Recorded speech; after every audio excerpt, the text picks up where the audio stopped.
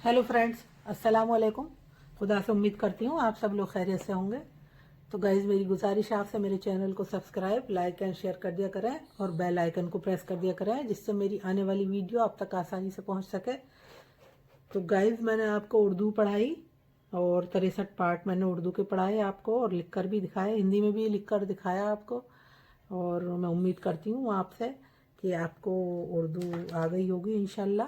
आपने अगर कोशिश करी होगी और दिल से पढ़ा होगा तो जो लोग सीखना चाहते हैं वो तो सीख ही गए होंगे। अब मैं इसके साथ अपनी दूसरी किताब शुरू कर रही हूँ।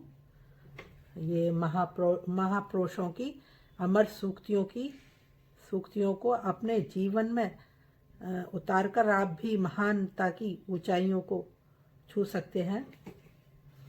तो महापुरुषों की सूक्तियाँ हैं ये वैज्ञानिकों की, जो मैं आपको पढ़ाऊंगी। दूसरी वस्तुएं बल से छीनी जा सकती हैं अथवा धन से खरीदी जा सकती हैं, किंतु ज्ञान के कपाट केवल पुस्तकों के अध्ययन से ही खुलते हैं। अज्ञात जिसे पुस्तकें पढ़ने का शौक है वह सब जगह सुखी रह सकता है। महात्मा गांधी। विचारों के युद्ध में पुस्तकें ही अस्त्र हैं। George Bernard Shaw. पुस्तक प्रेमी सबसे धनी और सुखी होते हैं। वनारसी दास चतुर्वेदी। कुछ लेखकों के अंदर केवल एक पुस्तक होती है, अन्यों के अंदर एक पुस्तकालय। Sydney Smith. मानव जाति ने जो कुछ किया, सोचा और पाया है वह पुस्तकों के जादू भरे पृष्ठों में सुरक्षित है। क्लाइव। कपड़े पुराने पहनो परंतु किताब नई खरीदो। अज्ञात।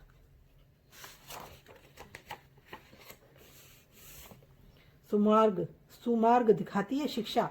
जिस देश में शिक्षा की उच्चतम उपलब्धि लोक सेवा आयोग की प्रतिद्वंद्विता से प्राप्त बड़ा वेतन, बड़ा पद और बड़ी सुविधा है, अधिकतर अधिकार से अहंकार है, अनुचित रूप से धन कमाने की प्रवृत्ति है, लोक हित के विरोध में व्यक्ति हित की साधना है, उस देश की अधोगति स्वयं सिद्धि है। जिस देश के तरुण विज्ञान विषय की शिक्षा लेकर वैज्ञानिक बनने की कामना नहीं करते, मासिक वेतन जिस देश के तरुणों का भगवान बन गया है, उस देश को भौतिक, नैतिक और सांस्कृतिक तीनों रूपों में दरिद्र रहना है। लोक सेवा आयोग की प्रतिद्वंद्विता में जहां 10,000 तरुण बैठते हैं, वहां 100-125 भले ही सफलता प्राप्त करें, शेष असफल होकर कुंठित जीवन बिताते हैं।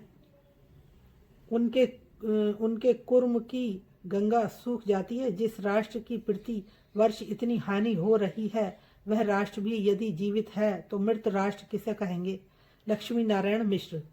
संतान को पढ़ा लिखाकर फिर अपनी इच्छा पर चलाना चाहने का मतलब है स्वयं अपनी दी हुई शिक्षा को अमान्य करना, अपने को अमान्य करना, क्योंकि 20 वर्ष में माँ बाप संतान को स्वतंत्र विचार करना भी न सिखा सके तो उन्होंने उसे क्या सिखाया। उदय शंकर भट्ट। शिक्षा तो एक साधन मात्र है, यदि उसके साथ सच्चाई, दृढ़ता, शांति आदि गुणों का सम्मिश्रण नहीं होता तो वह शिक्षा रूखी रहती है और लाभ के बदले कभी कभी हानि पहुंचाती है। शिक्षा का उद्देश्य पैसा कमाना नहीं बल्कि अच्छा बनना है, देश सेवा करना है। यदि ये उद्देश्य सफल ना हो तो शिक्षा पर किए गए खर्च को बेकार समझ सकते हैं। शिक्षण और संस्कृति।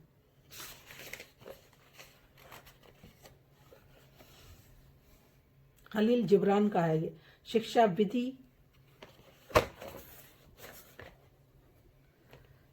खलील जिब्रान। शिक्षा विविध जानकारियों का ढेर नहीं है जो तुम्हें मस्तिष्क में ठूंस दिया गया है और जो आत्म साथ हुए बिना वहाँ जन्म पड़ा रहकर गड़बड़ मचाया करता है। हमें उन विचारों की अनुभूति कर लेने की आवश्यकता है जो जीवन निर्माण, मनुष्य निर्माण तथा चरित्र निर्माण में सहायक हो।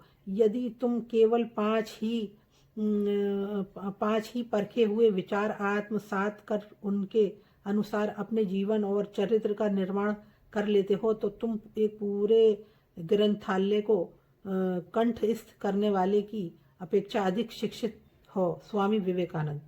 जो शिक्षा हमें प्राचीन संस्थाओं तथा प्राचीन विचारों में ही फांसे रखे, वह शिक्षा अर्वाचीन समय में शिक्षा कहलाने योग्य नहीं। गणेश शंकर। विद्यार्थी।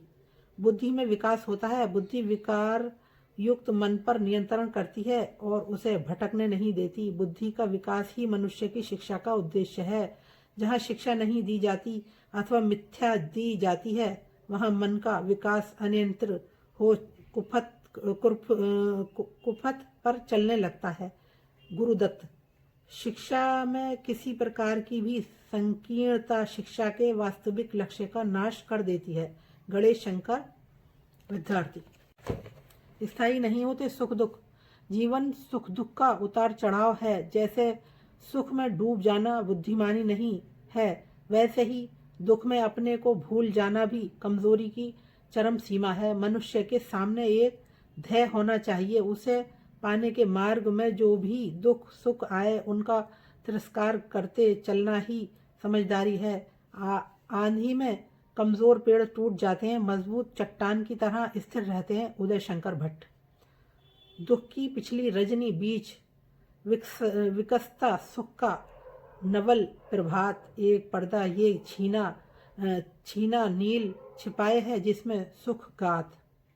जयशंकर प्रसाद। जिस प्रकार दिन के प्रकाश में रात्रि का अंधकार छिपा रहता है, उसी प्रकार सुख के अंदर दुख का अस्तित्व विलीन रहता है। उसका विश्वास था कि जिस प्रकार रात्रि का गहनतम अंधकार दिवस के आते ही छट जाता है, उसी प्रकार दुख का भी समय समाप्त होकर सुख में परिणत हो जाता है।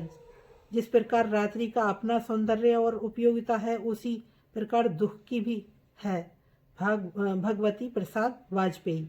इस संसार में सुख दुख नदी के दो किनारों की भांति साथ साथ मार्ग पर चलते हैं। आनंद में वे रहते हैं जो शांत नदी की भांति बिना टकराए सीधे मार्ग पर चलते जाते हैं। जो उस नदी की भांति चलते हैं जो टेढ़े मेढ़े मार्ग पर चलती है हुई किनारों से टकराती है। वह कभी तो कलकल कर प्रसन्न दिखाई देती है, कभी गिड़गिड़ाते हुए रोते प्रतीत होते हैं। गुरुदत्त। बाय।